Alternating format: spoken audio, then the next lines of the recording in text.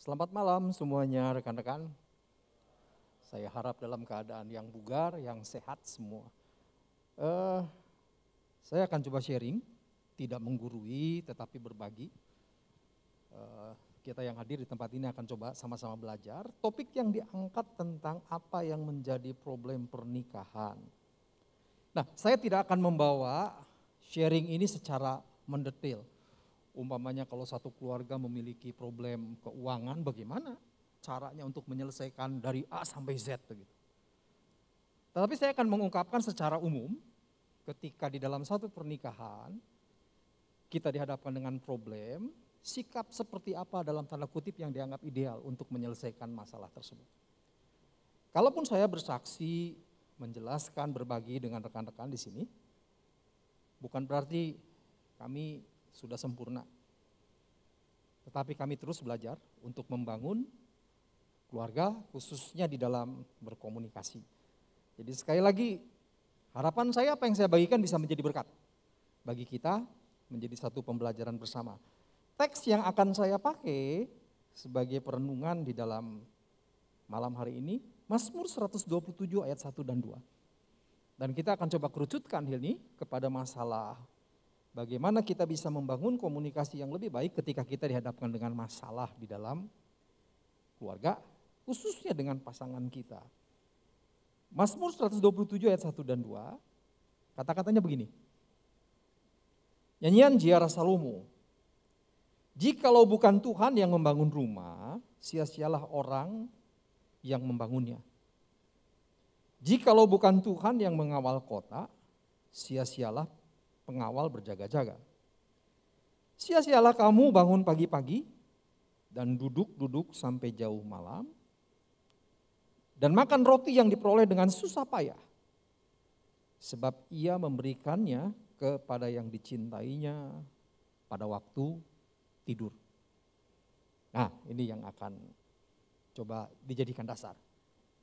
Satu kali saya baca satu artikel, satu kejadian yang telah terjadi puluhan tahun yang lalu. 2010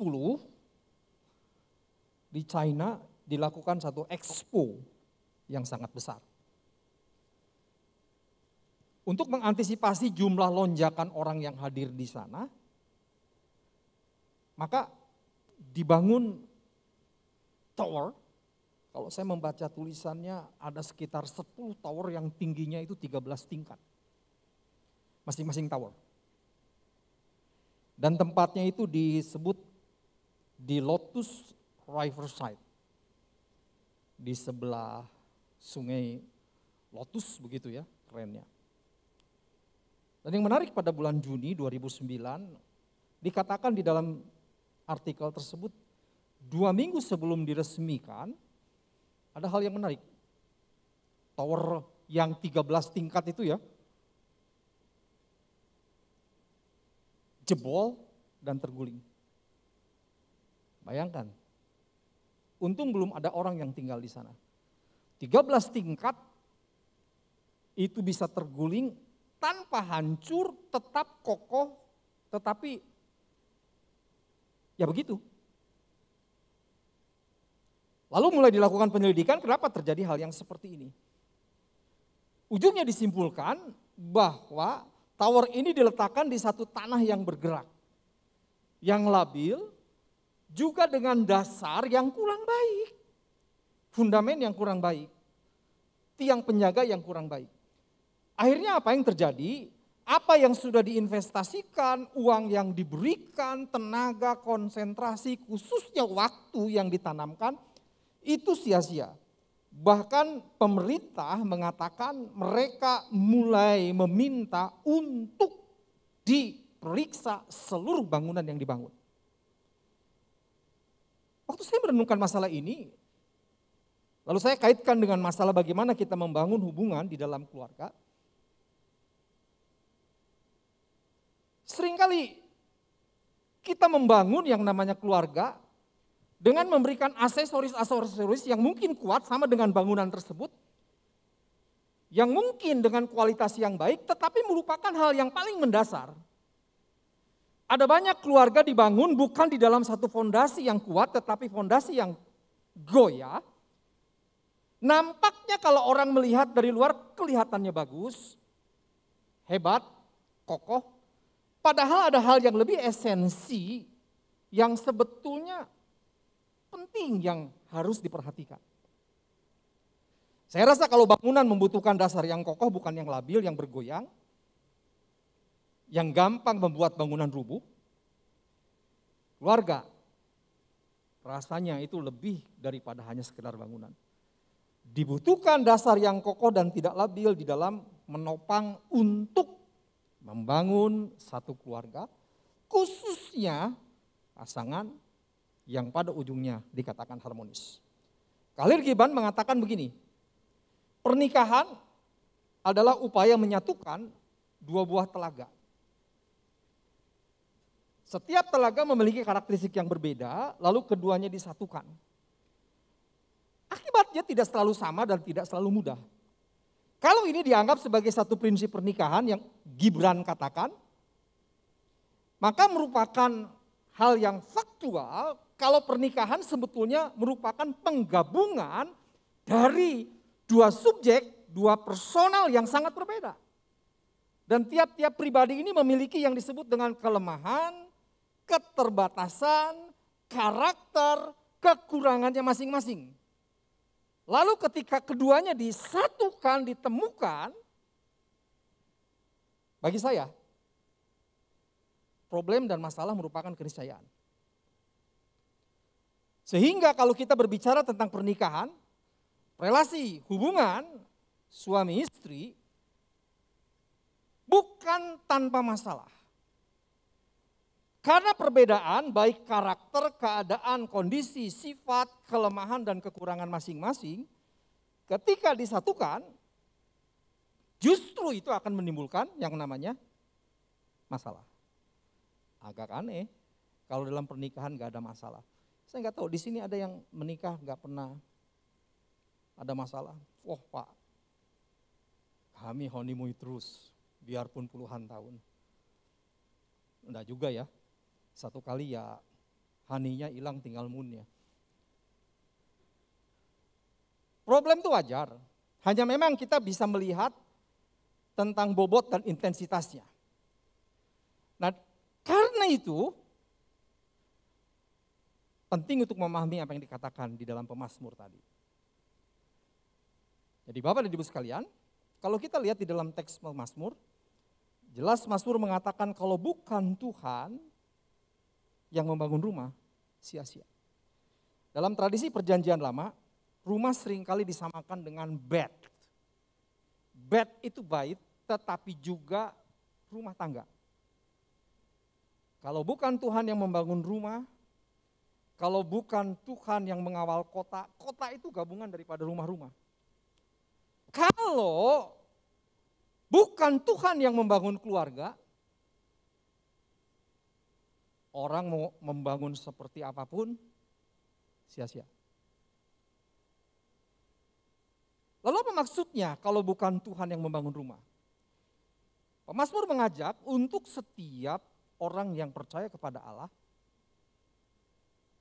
untuk melibatkan Allah di dalam mereka membangun hidup keluarga.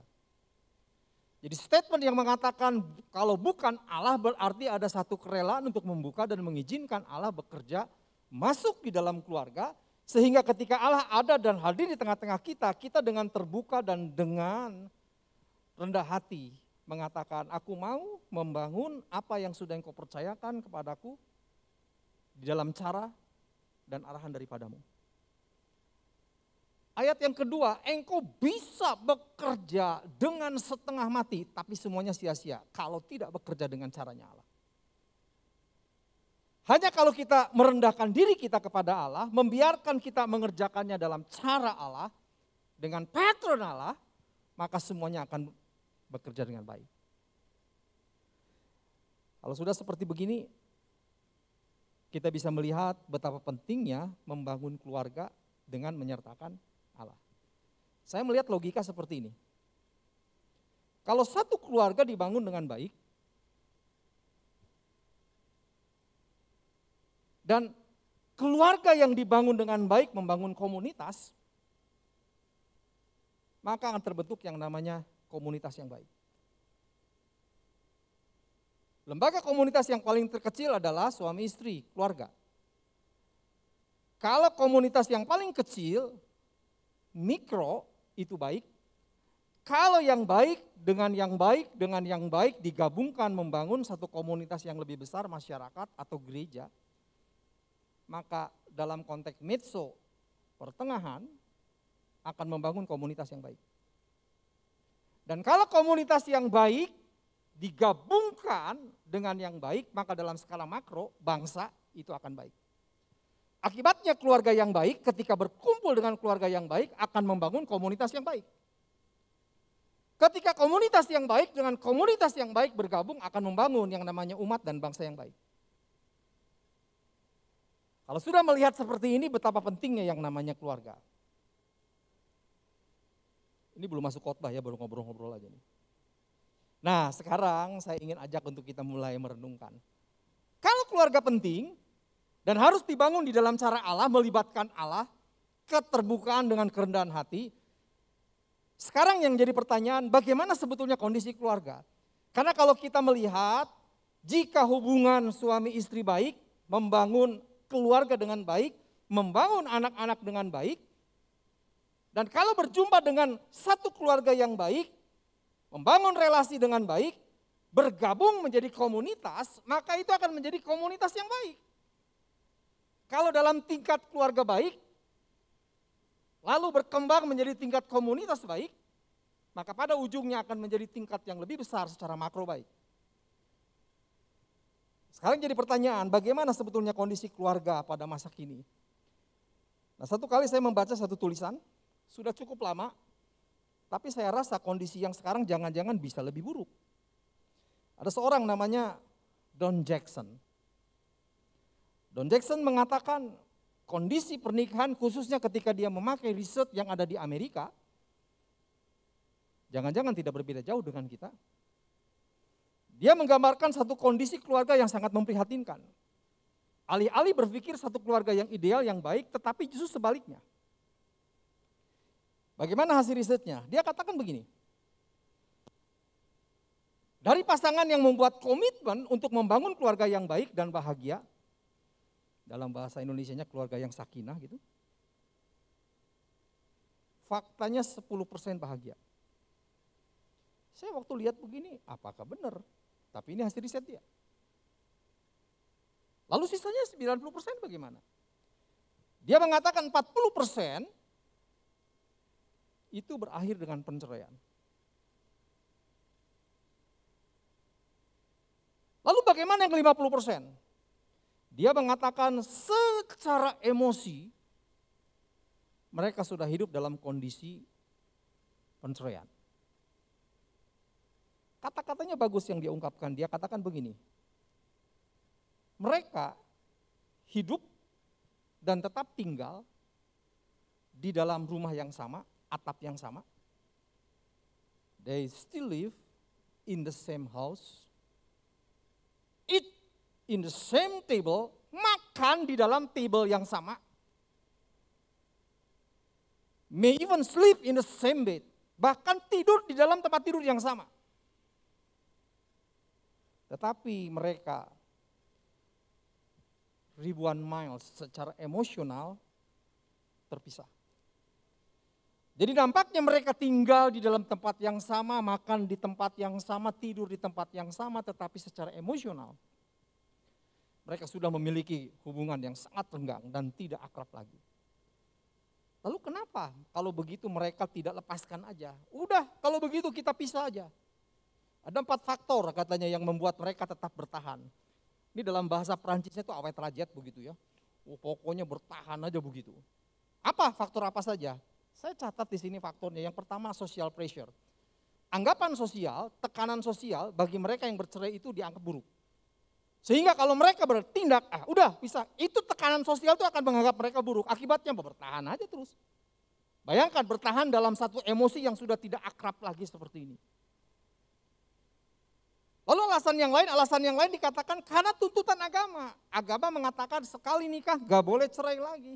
Waduh, bayangkan hidup kayak ditunggu loh itu. gak tahan, tetapi kalau keluar dan mengatakan kami berpisah, itu akibatnya itu fatal. Karena apa? Orang-orang yang sesama agama itu akan melihat kamu itu buruk. Lalu cara yang dianggap paling baik apa? Bertahan. Alasan yang lain ekonomi. Jadi di Amerika itu kalau umpamanya orang cerai, yang satu harus tinggalkan rumah. Dan meninggalkan rumah itu nggak gampang. Berapa kos yang harus bayar? Wah, apalagi kalau nggak kerja. Daripada susah, bertahan saja satu rumah. Tuh, bayangkan. Dan alasan yang keempat adalah alasan anak-anak, kasihan mereka. Jadi kalau umpamanya kita paksakan lepas, mereka akan memiliki hati yang terkoyak. Bapak Ibu lihat, 50%, 50% kondisi seperti ini, 40% melakukan tindakan yang seperti itu. Kalau sudah seperti begitu, betul-betul yang namanya keluarga jauh daripada pemikiran yang dikatakan harmonis. Nah, malam ini kita akan coba belajar. Kalau kita diizinkan atau ada keluarga yang diizinkan menghadapi problem di dalam pernikahan, bagaimana kalau begitu kita bisa menyelesaikan? Sehingga dalam kondisi yang 50% yang saya katakan tadi, itu bisa diubah untuk bisa kembali menikmati hubungan yang akrab. Membangun kembali yang namanya relasi pernikahan yang mungkin sempat retak. Nah, saya akan memakai pendekatan yang diberikan oleh seorang bernama David Mage. Bagi saya waktu saya melihat pendekatan dia menarik. Kalau ketika terjadi problem yang dihadapi oleh pasangan di dalam satu keluarga, tindakan-tindakan apa yang bisa kita lakukan untuk bisa memulihkan dan pada ujungnya kita bisa kembali akrab dengan pasangan kita. Yang pertama, memiliki penyadaran bahwa keluarga itu bukan satu realita yang ideal. Tetapi yang namanya keluarga merupakan bengkel rohani. Camkan itu. Masih ingat kata-kata saya yang menyitir Khalil Gibran? Khalil Gibran menyatakan dua subjek, dua pribadi disatukan, lengkap dengan segala kekurangan dan kelemahannya. Sehingga ketika dua hal yang berbeda disatukan, ini akan menimbulkan yang namanya problem. Nah, kalau diizinkan menghadapi problem, apakah yang dihadapi problem ekonomi atau apapun, sadari bahwa yang namanya membangun keluarga adalah hidup di dalam satu bengkel, di mana satu dengan yang lain berusaha untuk saling memperbaiki. Problem yang terbesar ketika kita menghadapi masalah adalah kita menuntut pasangan kita sempurna, padahal kita lupa kita sendiri tidak sempurna. Saya rasa yang pertama ini penting untuk dipahami. Jadi sekali lagi ketika kita membangun yang namanya mahligai keluarga, waduh, di situ kita akan mulai menghadapi masalah. Waktu saya bertemu dengan istri saya membangun keluarga, saya mendapatkan banyak kultur yang berbeda. Istri saya paling tahu, karena saya mahasiswa, kadang-kadang kalau tidur kan tahu sendirilah. Pulang dari kampus pakai celana jean, itu ke tempat tidur kayak tempat berenang aja, asik. Ketemu istri saya, alamak, apalagi mertua saya, mereka berikan saya apa? Piyama. Istri saya pasti masih ingat, garis-garis tuh kayak AC Milan. Eta saya ngacanya, alah sia kaos kieu. Tapi itu yang namanya dinamika. Di situ kita belajar. Makan gak bisa lagi pakai garpu Adam. Harus pakai garpu yang benar. Alamilah semua. Dan kita harus memiliki pemahaman bahwa keluarga adalah bengkel rohani, di mana kita harus saling memahami hal tersebut. Ada banyak hal pasti yang akan kita lihat. Saya punya satu tradisi yang saya dapatkan dari istri saya. Waktu menikah, istri saya ini punya tradisi kalau tiap Natal, simpen hadiah di bawah pohon Natal. Hari saya, Natal mah ya Natal weh. Ya memang Natal kan. Nah waktu lihat tradisi begitu, waduh saya lihat kreatif mereka bikin hadiahnya. Eta bagian saya dasar pendetanya, boro-boro kreatif. Istri saya masih ingat, setiap kali kalau saya buat atau berikan hadiah ke anak saya, itu saya selalu kasih CD. Jadi kalau setiap Desember datang ke pohon Natal, anak saya udah bilang begini, CD deui, CD deui.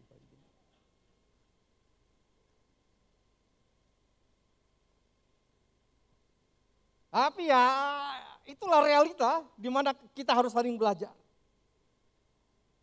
Jadi Bapak Ibu kalau masuk di dalam keluarga, pahami kita ini berhadapan dengan satu suasana seperti bengkel. Katok magic.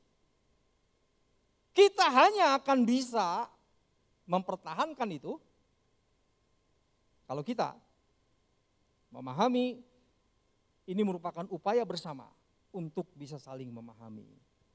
Nah, di sini ya saya banyak rekan-rekan nih, ada Pak Doni dengan Hana, ada C. Pastilah. Mungkin kalau masih baru masih honeymoon ya. Nanti tinggal dipegang moonnya tuh. Pahami kita hidup di dalam kondisi yang seperti ini. Yang kedua yang menarik, untuk kita bisa tetap melanggengkan pernikahan dengan kualitas yang sangat tinggi, khususnya membangun relasi yang harmonis dengan pasangan kita sehingga di dalam pernikahan walaupun kita berhadapan dengan problem, kita bisa mengatasinya, komitmen untuk menumbuhkan relasi kita. Kalau David Rich mengatakan commitment to growth. Jadi waktu orang menikah itu diminta untuk komitmen. Bahwa aku tidak akan meninggalkan engkau, akan setia sampai nyawa meninggalkan badan. Ketika menjalani pernikahan sekian tahun, lama-lama kan basi juga katanya. Masih ingat kan kalau pacaran? Wah, itu kalau jalan gitu ya, megang tangannya, wih, bahasa Inggrisnya kunyunyut begitunya. Itu kayak setrum kali itu. Pek tah ayeuna masih gitu tuh. Saya pernah didatangi oleh seorang ibu, dulu Pak waktu pacaran. Tangannya tuh kalau jalan, sekarang Pak, saya terbalik pegang tangan dia. Ngabalius. Saya tanya kepada pasangannya, betul begitu? Iya Pak. Kenapa? Nyaeta, mun nyekel teh rek minta sesuatu, ning teu kudu. Enggak lah, di sini enggak begitu ya. Punya maksud Pak, mendingan. Nah, David Bates mengajak kita untuk kita membangun komitmen yang bukan kering. Caranya gimana? Saya suka melakukan dengan istri saya. Masih ingat gak waktu kita membangun komitmen ketika pacaran, kok kenapa rasanya tuh hangat begitu ya. Kita menyediakan waktu. Kita kadang-kadang memuji dia kan. Cantik lu, gila lu hari ini kamu. Saya gak tahu apakah pasangan masih suka begitu.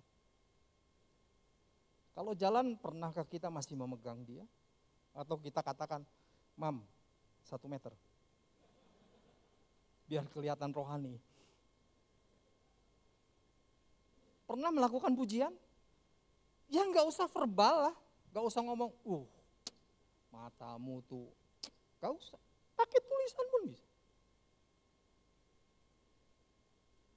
Saya masih ingat dulu waktu zaman susah ya. Ini lagi masih susah sih sebenarnya. Itu makan di tempat-tempat yang masih ingat tuh. Di pinggir pos Hansip, tapi itu rasanya Kayak surga luar biasa, makan mie tek-tek cingogo gitu. Waduh, berjanji. Sekarang itu kenapa nggak diulangi?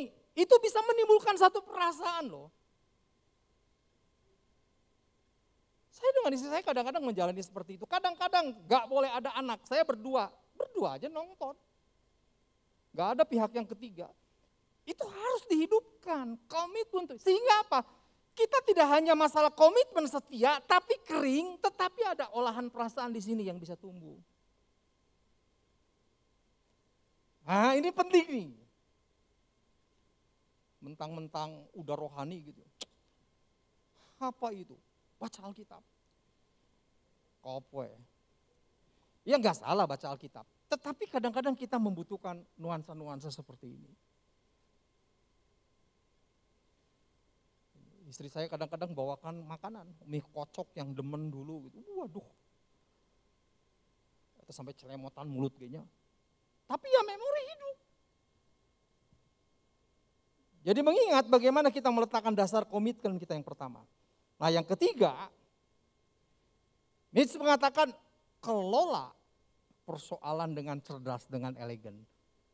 Ini yang menarik. Seringkali masalah relasi pernikahan dengan pasangan itu bisa mampu semakin solid atau semakin rapuh ketika dihadapkan dengan problem. Jadi ketika kita memiliki pasangan membangun keluarga, ketika ada masalah, masalah ini bisa membuat hubungan kita rapuh tetapi juga bisa membuat hubungan kita semakin solid. Kalau kita tidak memakainya dalam makna yang konstruktif, masalah akan menghancurkan relasi kita. Tapi kalau kita dengan elegan membangun dan mengelolanya, itu akan semakin akrab loh. Ada seorang mengatakan ketika kita simpan benda di atas tangan, benda itu akan menempel di tangan kita hanya ketika kita tekan. Dan semakin menempel ketika tekanan semakin. Lihat yang namanya masalah, tekanan bisa membuat kita semakin akrab. Kalau kita bisa memanage dengan baik. Hindarkan jebakan-jebakan seperti hot war approach, pendekatan yang panas perang. Sang istri keluar jurus teko kan. Waduh, maut men. Mulai berteriak ngegas gitu. Waduh. Suami gak mau kalah. Langsung pakai jurus, wah jambak-jambak. Itu hot, aduh. Tapi bisa juga dengan cold war approach, dingin. Ada masalah nggak diajak ngobrol. Dingin aja gitu. Harap-harap kabalius. Biasa makan pagi bareng, keluar pantol launan. Kayak kene henteu ah. Terus balik deh, buka dandang, BAKB. Itu lama-lama hanya tinggal tunggu waktu. Bangunlah secara damai. Problem dibicarakan gak enak. Tetapi itu cara untuk bisa menyelesaikan masalah. Kita punya borok, itu kalau mau dikopek, disembuhkan tuh harus dikopek mana? Coba aja kalau ke dokter ada bisul. Waktu dokter mau kopek begitu, apa kita bilang sok dok, sok tah, kop. Bakalan. Kita pegang tangan dokter. Tapi itu cara untuk menyembuhkan. Elegan. Dingin, santai. Kalau pasanganmu punya problem, pernah ada cerita begini, pasangannya tuh bebek ya, burket. Waktu dia pulang, si suami pulang dari kantor, banyak masalah, masuk ke kamar istrinya, wah itu emang haliwer kan. Padahal tiap-tiap hari juga begitu. Mungkin lagi gak enak, gak nyaman, keluar kata-kata yang gak enak. Bau badot, wah itu janganlah begitu. Haram lu jangan sampai begitu loh. Itu mah biarpun bahasa lidah.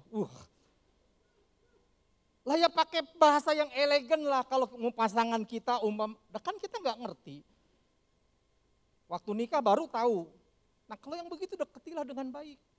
Lihat ulang tahunnya kapan, wah siapkan, beli yang namanya minyak wangi. Datangi ke dia. Mam atau pap, ada gift nih.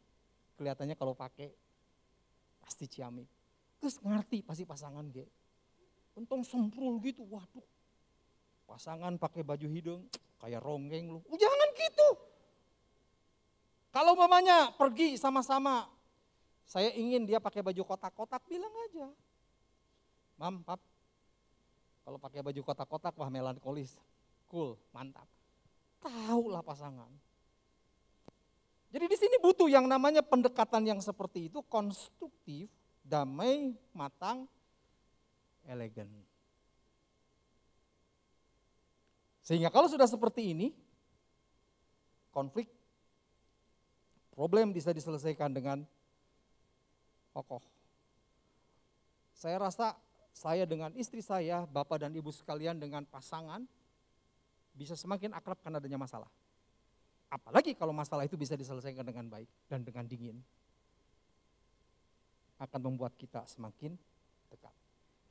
Dan yang terakhir, tanamkan pemahaman bahwa relasi yang harmonis, pasangan yang harmonis itu bukan produk sekali jadi, tetapi merupakan proses. Jonathan Tisna, dia mengatakan membangun keluarga adalah upaya seumur hidup.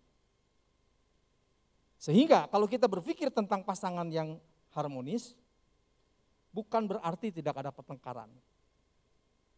Yang penting adalah apakah ada usaha penyelesaian. Membangun relasi yang harmonis bukan berarti tidak pernah ada marah, tidak ada kecewa, tidak ada sedih. Yang penting adalah bisa menerima setiap kekurangan dan kelebihan. Pasangan yang harmonis atau keluarga yang harmonis bukan selalu mesra. Bukan selalu penuh kasih sayang, kadang-kadang ada juga tuh hal-hal lainnya. Tetapi yang penting bagaimana melihat dan merasakan bahwa pasangan kita adalah sesuatu yang paling berharga di dalam hidup kita.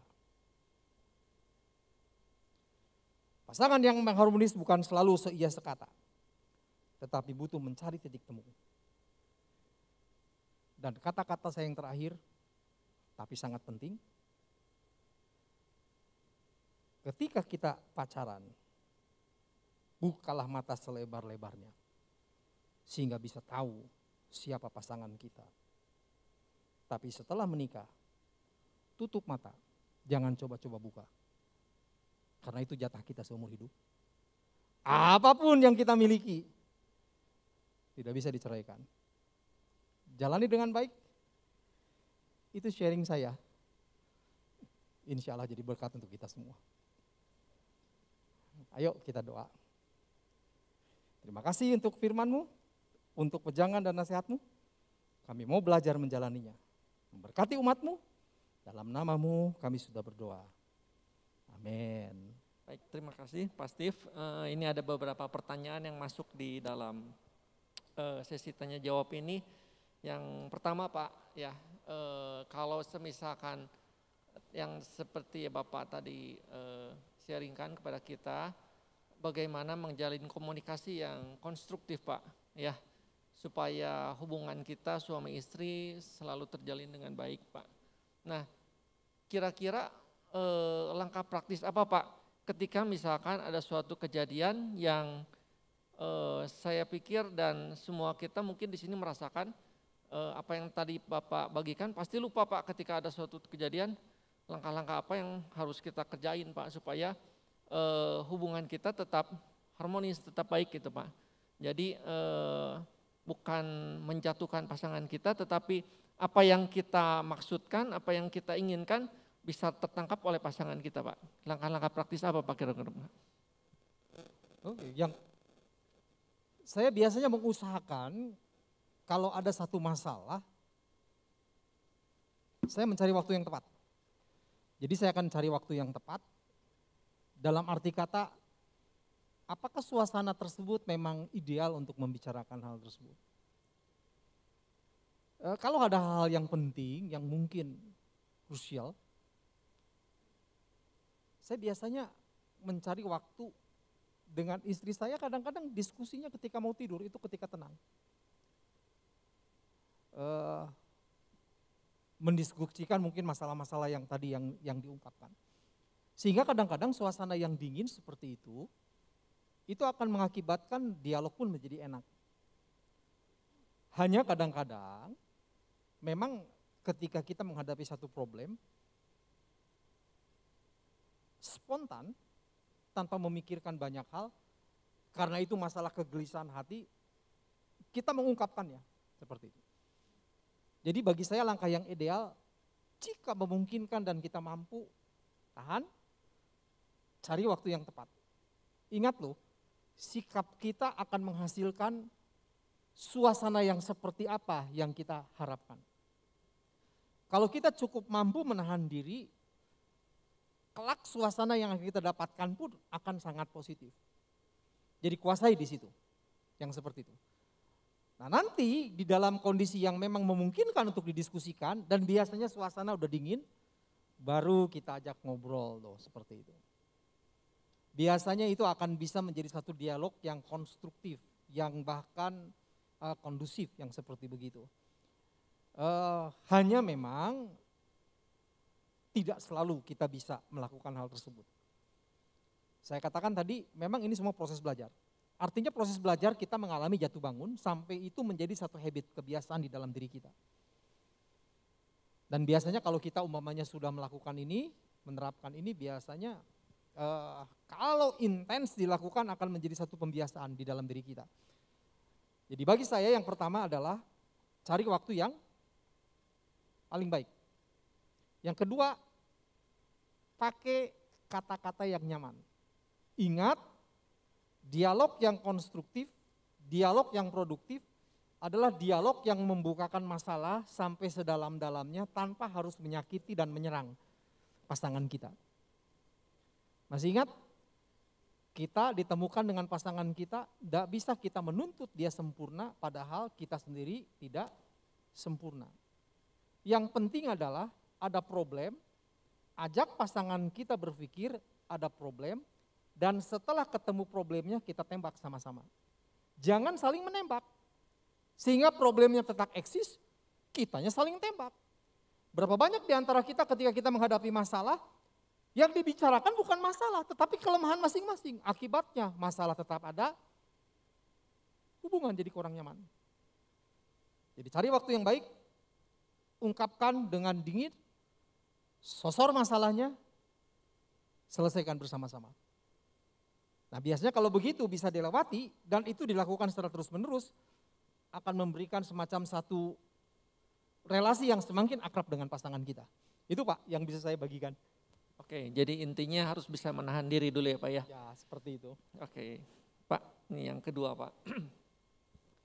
Pak kalau salah satu pasangannya tidak merasa ada problem Pak, ya baik-baik saja. Tetapi pasangannya satu ngerasa situasi ini masalah buat dia Pak, bagaimana mengatasinya Pak?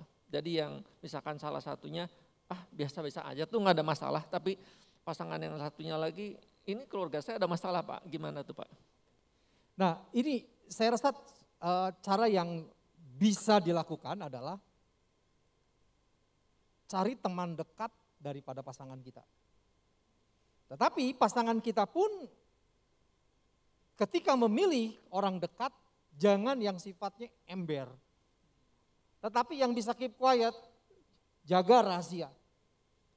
Kita bisa pakai rekan atau teman daripada pasangan kita. Entahkah mungkin temannya suami atau temannya istri.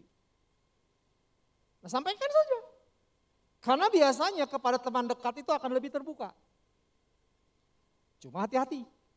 Sekali lagi seperti itu. Tapi kalau kita cukup berani, ajaklah dialog. Seperti itu. Dengan pelan-pelan. Nah itu yang saya bisa lakukan tips yang seperti itu. Karena di dalam banyak kenyataan ada orang yang lebih terbuka dengan teman dekatnya. Mungkin melampaui daripada pasangannya. Ada yang seperti begitu. Sehingga kita bisa memakai atau meminta bantuan. Karena kan konseling juga seperti itu. Konseling kan saya punya problem, datang kepada konselor, meminta bantuan dalam keterbukaan pasangan.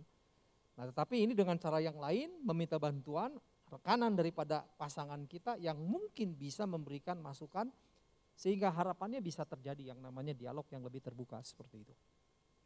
Itu yang saya bisa berikan. Oke, jadi harus mencari tahu ya Pak ya, caranya gimana ke teman dekatnya atau apa sih yang menjadi masalah pasangan kita ya Pak ya. Oke, ini yang ketiga nih Pak, agak sedikit lucu Pak, tapi bagus. Pak Pendeta, kunaon mun saya ngabodor, istri sok taraseri, tapi lamun kababaturan pikaserian wae, gimana Pak mengatasinya? Supaya bisa sama-sama ketawa dengan istri. Aduh, saya rada susahnya jawab gini. Anak saya yang di Amerika itu kalau denger humor saya, ini istri saya paling tahu, oh papa garing katanya. Tapi kalau rekan-rekan saya denger ketawa-ketawa. I don't know. Mungkin juga, ini mungkin juga kita tidak bisa memahami pasangan kita, cara berkomunikasinya seperti apa. Mungkin dengan orang lain kita memahami cara berkomunikasi sehingga tahu mengungkapkannya. Tapi pas dengan pasangan kita tidak terlalu bisa menangkap bagaimana cara memasukkan sesuatu yang mungkin bersifat segar dan humor, sehingga akibatnya disebut garing. Duh, mudah-mudahan di sini nggak ada ya. Ya itu itu sense of humor memang itu merupakan natural, hal yang natural. Jadi kadang-kadang untuk beberapa orang bisa lucu, bisa menyegarkan, tetapi bagi orang tertentu belum tentu. Dan kalau ini bukan kita tidak lucu, tetapi mungkin kita tidak memiliki dan memahami bagaimana bridge building ya, membangun jembatan sehingga apa yang kita ungkapkan itu bisa tertangkap. Nah, seperti itu.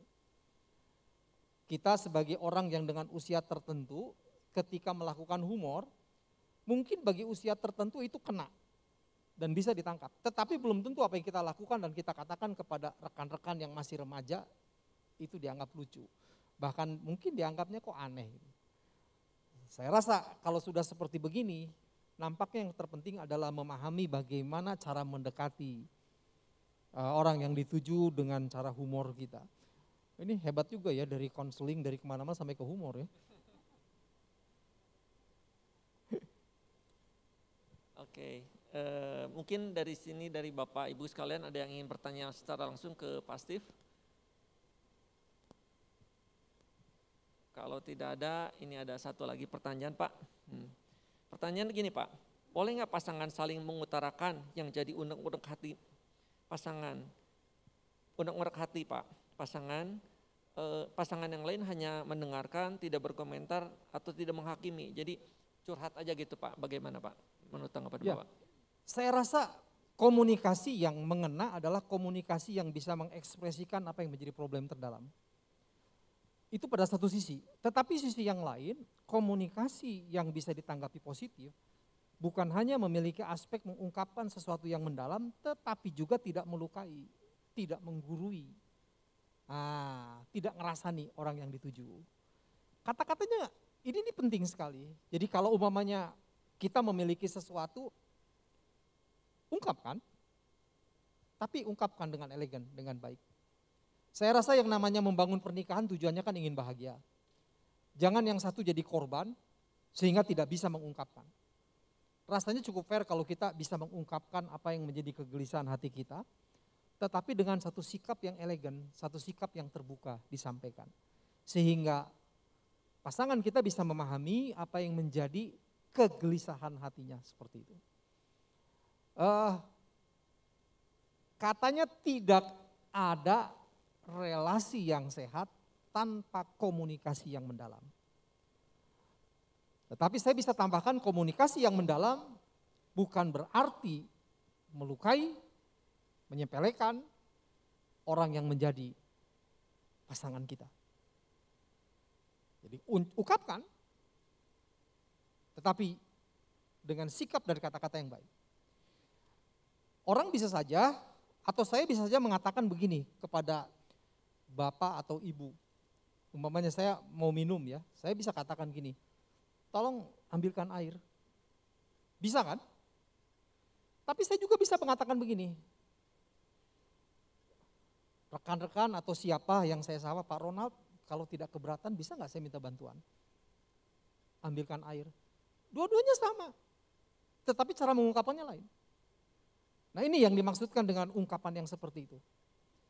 Karena yang satu nadanya cenderung memerintah. Padahal tujuannya sama, ingin diketahui kalau saya ini butuh minum.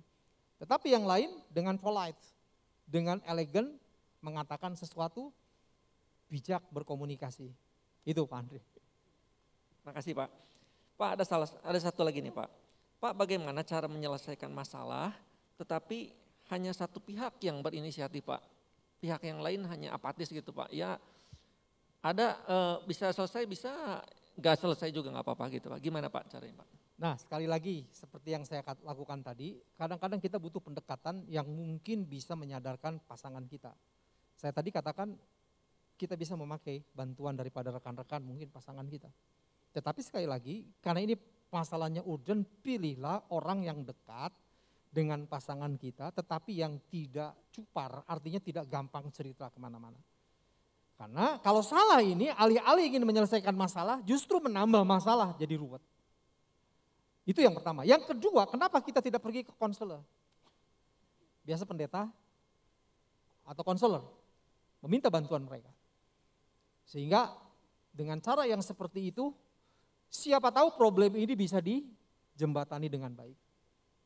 Nah itu. Oke, terima kasih Pak.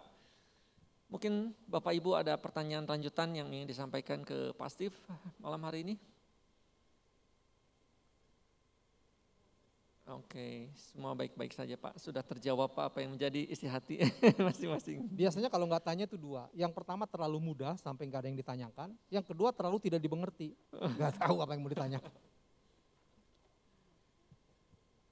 Oke, terima kasih banyak Pak atas pelayanannya malam hari ini. Tuhan memberkati Bapak beserta keluarga Pak. Sama-sama. Oke.